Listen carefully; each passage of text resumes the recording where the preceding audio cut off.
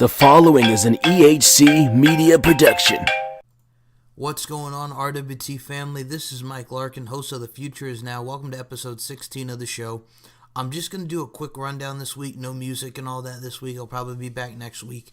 I've been very tired this week. My meds, as you all know, I'm an epileptic. I'm on meds, and I've been sleepy as hell. All I've been wanting to do is sleep. A lot of audios have been out this week on my end. I had an interview with adult star Sasha Hart. I had an interview with Glow not Glow, Hollywood of the original Glow is what I was trying to say there. Excuse me. It's been a long week. I'll put it at that. As I'm recording this, it's the early mornings of Monday, October 22nd. It's 1 a.m. I know I'm a little late on this.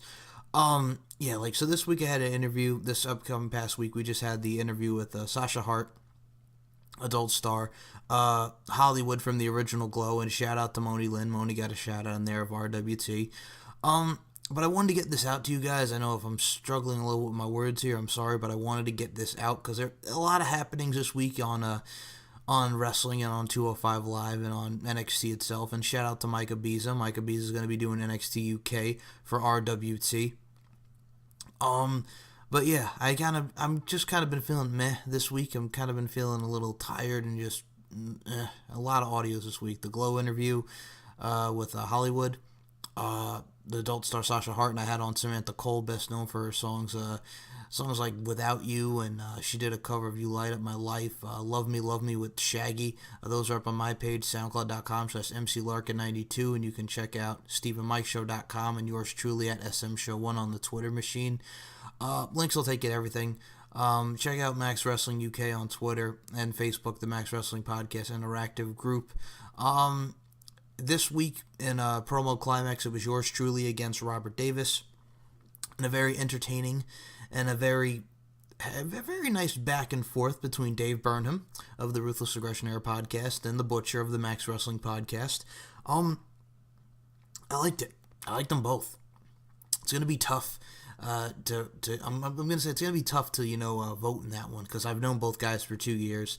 I respect what Dave does with the Ruthless Aggression Era podcast because that's my era. I'm going to admit it right now. That's my era. That's when I started watching wrestling. Was 2002. My very first encounter with pro wrestling was Jeff Hardy and The Undertaker in the ladder match from the July 1st edition of Monday Night Raw.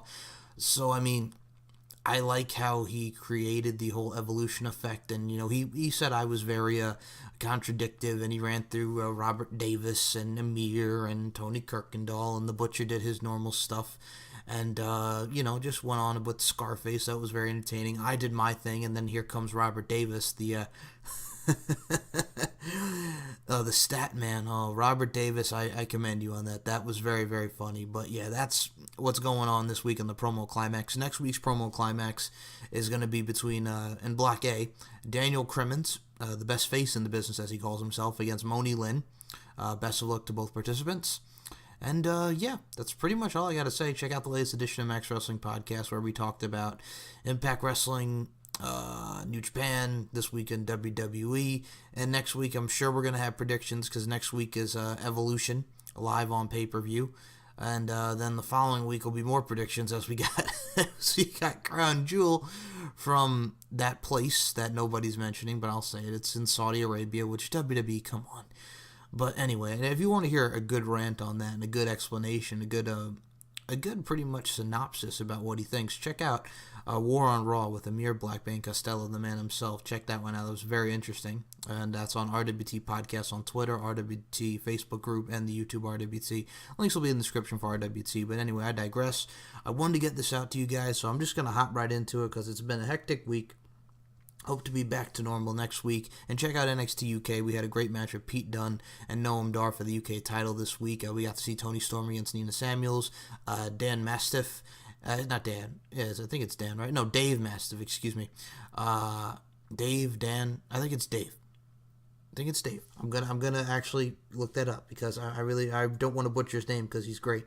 And that was not to be pun intended to the Butcher himself. Okay, no, it's Dave Mastiff. I was right. Excuse me. Dave Mastiff. We got to see Mustache Mountain on the card. We got to see Joe Coffey and Mark Andrews. It was a good edition of NXT UK, a solid debut episode. But I'll leave that more for Mike Ibiza. And again, shout out to Mike Ibiza. But this time I'm talking about 205 Live and NXT. 205 Live started off with Drew Gulak and Akira Tozawa. Now, if you've seen this match before, which they wrestled many, many a times, as I take a sip of Cheer 1. We've seen these guys wrestle many, many a times on 205 Live. They did their thing. You know, I really did enjoy it. The focal point of this that really got me was Drew Gulak taking a page out of Mike Tyson's playbook, biting on Evander Holyfield. He pulled the Tyson. He had Akira Tozawa in a chin lock, and he bit on his ear. He bit his ear. He was biting on the ear. It was just good. It was Matt wrestling. It was Tozawa doing his, his high octane aerial assaults. It was good. It really was good. The finishing sequence came where Tozawa hit a missile drop kick and a shining wizard that sent Gulak to the floor. He did the suicide dive headbutt to Gallagher and Gulak because Jack Gallagher was with Drew Gulak. Tozawa pushes Gallagher aside and sends Gulak into the ring. Tozawa goes up top and Gallagher pulls Tozawa off the turnbuckles and the referee calls for the bell. So your winner by disqualification, Akira Tozawa. Afterwards, Gallagher kicks Tozawa and then Gulak joins in the double team him. Here comes Brian Kendrick, makes the save, sends Gulak to the floor, hits Gallagher with a forearm, puts forearms to Gallagher and Captain's Hook on Gallagher, and then Gulak comes in and pulls Gallagher to the floor. So we're going to get a tag match between those two coming in the future with Kendrick and Tozawa against Gulak and Gallagher. And we get to the back, and Drake Maverick is in his office, and he brings in the Cruiserweight champion, Buddy Murphy, and Tony Nese. Drake congratulates Buddy on being the champion. Buddy says he would have been champion 6 months ago if it wasn't for Drake. They want to see how 205 Live will be built around them, the champion and the only other man who pinned Cedric Alexander this year. Tony says that everyone will see that everyone on 205 Live runs through them. Then we get a video with Mike Kanellis and Maria. Mike Kanellis says that it was nothing personal last week, just business to attack Lince Dorado. Maria says that the opportunity came up for them on 205 Live. Mike says that this is a part of the bigger plan that includes the Cruiserweight Championship, and that they are the power couple of 205 Live. I'm burning up in your love. And then next week we get Mike Kanellis facing Lince Dorado. I'm looking forward to that match. Mike Kanellis, I gotta say, he's really gotten himself into some great shape. I'm happy to see him on this brand. I like him and Maria. As I've said, I've been a fan since the Ring of Honor and Impact Wrestling days. So, I love it. I think they're great. And I think we're just going to see more greatness from the two. So next week we get Mike Kanellis facing Lince Dorado of the Lucha House Party after Mike Kanellis attacked him in his match with Lio Rush. And we get another promo from Hideo Itami. He's speaking in his native tongue, Japanese. He tells Mustafa Ali should have walked away and shown him respect. He says he will end Ali's career. Mustafa Ali says they have been on this road before and it's time to take a new road. Ali says that on his road things go down differently. There are no twists or turns. There's nowhere to hide. You will not find any respect, only redemption. Where you lay is where he stands. On this road it is false count anywhere. See you down the road. And besides Mike Kanellis versus Lince Dorado, we get on 205's 100th episode, the historic 100th episode, Hideo Itami and Mustafa Ali will meet in the false count anywhere match. Buddy Murphy is watching on our main event, which is a fatal 5-way match between TJP versus Lio Rush versus Cedric Alexander versus Grand Metalik versus Tony Nese. This, all in all, was just high octane. The dives, the Asai moonsaults, just everything that these guys did. I love seeing the sequence between Lio Rush and Cedric Alexander because I think that's a money matchup between those two in a singles matchup. So I enjoyed this from top to bottom. Go out of your way to watch 205 Live, but really go out of your way to watch the fatal 5-way match. I mean, there's history here. Lio Rush is undefeated. Cedric and Tony Nese have beef because Tony Nese beat him last week. Metalik and TJP have beef because he took Kalisto and Lince Dorado's masks. So it was great psychology and great, progressions to feuds in this. The finish sequence came where TJ goes for the knee bar on Nese. TJP, that is. Alexander kicks TJP and TJP applies the knee bar on Alexander. Metalik stops TJP and TJP sends Metalik to the apron. Metalik leaps over a baseball slide by TJP and hits Cabrata. Nese runs into a super kick from Rush. Lio goes up top, but Alexander stops him. Rush goes for head scissors off the turnbuckles, but Alexander with the lumbar check, and then Tony Nese rolls up Cedric Alexander after he gives a lumbar check to Lio Rush. The 1, 2, 3. For the second week in a row, Tony Nese has pinned Cedric Alexander, and Tony Nese is your victor in the fatal 5-way matchup. So that was your 205 Live, and next week I'll be back to cover Mike Kanellis and Lince Dorado and Tommy and Mustafa Ali in the 100th episode of 205 Live. Now let's end NXT. NXT this week, we opened hot. It was Hanson and Raymond Rowe, the War Raiders, taking on Roderick Strong and Kyle O'Reilly for the NXT Tag Team Championship. This was just great tag team wrestling. I mean, all I can say is if you've seen these guys wrestle each other in Ring of Honor, it's exactly what you got here. These two have great chemistry. The double teams, the athleticism of all four men, including Raymond Rowe and Hanson. I mean, my God, for two big men, they just can move. And Kyle O'Reilly and Roderick Strong did their thing. The finishing sequence come where Hanson tags in, and Kyle with a boot and slaps, but only angers Hanson. Rowe and Hanson with a pop-up power slam, and Hanson with a suicide dive on the Strong. Hanson goes up top for fallout. And Bobby Fish with a chair to Hanson. Bobby Fish is back. The referee calls for the bell. Hanson and Raymond win by disqualification, but the Undisputed Era retains the tag titles. Bobby Fish hits Hanson Rowe with the chair, and then Strong and Kyle hit the total elimination on Rowe. And they all took out the War Raiders. So this is going to continue and lead to War Games. Then we are back, and we see Nikki Cross taking some notes, and she says she knows because she's wrestling Bianca Belair. Match number 2 was Britt Baker, and for those who don't know who Britt Baker is, she is the wife of Adam Cole, baby. We saw Britt Baker, her and Chelsea Green were a team on the independent scene in Rise and was Fire and Ice. Chelsea Green, who is now signed to NXT. Britt Baker's great. Dr. Britt Baker now. She's also a dentist. She had a great match at All In. I'd recommend anybody go watch that match. It was herself, Chelsea Green, Tessa Blanchard, and Madison Rayne in the Fatal 4-Way match at All In. Go back and watch that match. This was just Britt Baker got squashed. Shayna hits her with a fireman's carry and into a knee on the arm. Shayna works on the wrist and applies an armbar. Shayna puts the hand on the mat, and Shayna stomps on the hand.